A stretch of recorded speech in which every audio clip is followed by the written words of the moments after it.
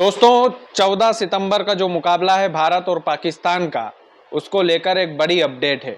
बड़ी अपडेट, इतनी बड़ी अपडेट है कि आप जब उस खबर को सुनेंगे, जब उस बातचीत को सुनेंगे, काफ़ी सारे एक्सपर्ट्स जो है अपने ट्विटर हैंडल पर ये ट्रेंड चला रहे हैं कि भारत की टीम को पाकिस्तान के साथ खेलने से मना कर देना चाहिए। पहलगाम अटैक हुआ था, उस पहलगाम अटैक के बाद में भारत पाकिस्तान के बीच में तनातनी की स्थिति थी। लेकिन ये जो 14 सितंबर का जो मुकाबला है दोस्तों, ये महत्वपूर्ण मुकाबला होने वाला है। लेकिन ये होगा कि नहीं होगा, ये अभी भी सवाल है। टीम इंडिया का ऐलान हो गया है, टीम इंडिया में कई सारे खिलाड़ी बाहर कर दिए गए, कई सारे नए चेहरों को मौका मिला, वो बात की बात है। लेकिन इस पूरे टूर्नामेंट का यदि आप शेड्यूल देखेंगे तो इस पूरे टूर्नामेंट की एक खास बात यह है कि वो जो मुकाबला है 14 सितंबर का, वही इस पूरे टूर्नामेंट की कमाई धमाई का मुकाबला है। लेकिन क्या कमाई के लिए मुल्क को भूल जाना चाहिए, अपने देश को भूल जाना चाहिए, उन देश के लोगों को भूल जाना चाहिए जिन्होंने पहलगाम में जान दे दी या जान ले ली गई उनकी? इस पर खूब बातें हो रही है, बातें हो रही है ट्विटर पर, बातें हो रही है सोशल मीडिया पर। और बात तो ये भी हो रही है कि जो WCL में मुकाबला होना था भारत पाकिस्तान का, उस मुकाबले में भारतीय टीम ने इनकार कर दिया था कि हमको पाकिस्तान के साथ नहीं खेलना है। तो क्या भारतीय टीम एशिया कप में, भारत के खिलाड़ी एशिया कप में ये हिम्मत, ये जज्बा दिखा सकते हैं? और क्या सरकार भी भारतीय टीम का सपोर्ट कर सकती है? क्या UAE में ये जो टूर्नामेंट गया है, इसकी एक सबसे महत्वपूर्ण कड़ी क्या है जानते हैं आप लोग?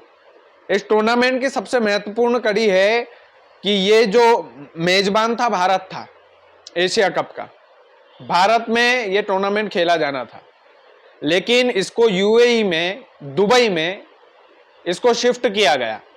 शिफ्ट केवल और केवल किस लिए किया गया? क्योंकि पाकिस्तान ने आने से इनकार कर दिया था, भारत ने भी जाने से इनकार कर दिया था वर्ल्ड कप में जब मेजबान था पाकिस्तान।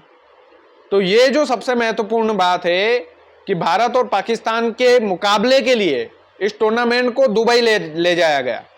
पूरी की पूरी जो टीमें हैं उनको दुबई में न्योता दिया गया कि आप दुबई में खेलेंगे, चाहे UAE हो, चाहे आप देखेंगे तो बहुत सारे जो एशिया कप में श्रीलंका हो, चाहे पाकिस्तान खुद हो, भारत तो है ही। तो ये जो टीमें हैं, और भी कई सारे लोग इस टूर्नामेंट को खेलने वाले हैं, कई सारी टीमें टूर्नामेंट को खेलने वाली है। तो इन सभी टीमों को इसलिए बुलाया गया क्योंकि भारत और पाकिस्तान का जो मुकाबला है वो नहीं होता। तो ये तो बात बिल्कुल परफेक्ट है कि भैया सरकार ने इसके लिए कोई ऐसा एक्शन नहीं लिया है कि टीम खेलेगी नहीं। लेकिन अब टीम से सवाल पूछा जा रहा है लोगों के द्वारा कि क्या WCL में जो हमारे लीजेंड प्लेयर थे, उन्होंने जिस तरीके से मना कर दिया था कि भारत और पाकिस्तान का मुकाबला नहीं होगा, हम नहीं खेलेंगे इन लोगों के साथ, क्या वर्तमान में जो एशिया कप की टीम का चयन हुआ है उस टीम के खिलाड़ी अपने खेल को दांव पर रखकर पहले देश को रख पाएंगे? सबसे बड़ी बात है। सबसे बड़ी बात यह है कि क्या यह मुकाबला होना जरूरी है? इसको लेकर के ओवैसी ने या तमाम सारे राजनेता भी पार्लियामेंट में चर्चा कर रहे हैं, लगातार सवाल पूछ रहे हैं सरकार से कि आप भैया क्रिकेट के खेल मैदान पर तो आप उनसे डायरेक्ट जो है सीधे तौर पर हाथ मिलाएंगे, गले मिलेंगे, लेकिन ये पाकिस्तानी सुधरने वाले कहाँ हैं? इन्होंने तो सीधे तौर पर पहलगाम में चुन चुन कर लोगों को मार दिया था, धर्म पूछ पूछ कर। क्या सरकार इतनी जल्दी उन आंसुओं को भूल गई?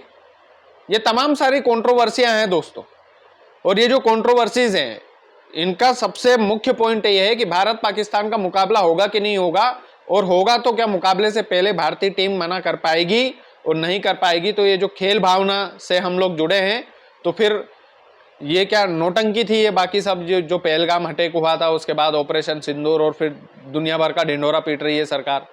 इन तमाम सारे पहलुओं पर खूब चर्चा हो रही है। अब सबसे बड़ा सवाल या निशान यही है, क्या पाकिस्तान के साथ नहीं खेलेगी भारतीय टीम? क्या पाकिस्तान के साथ खेलने से इनकार कर देगी भारतीय टीम?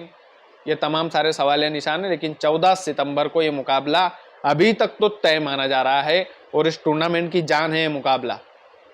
होता है जो, देखते हैं क्या होता है।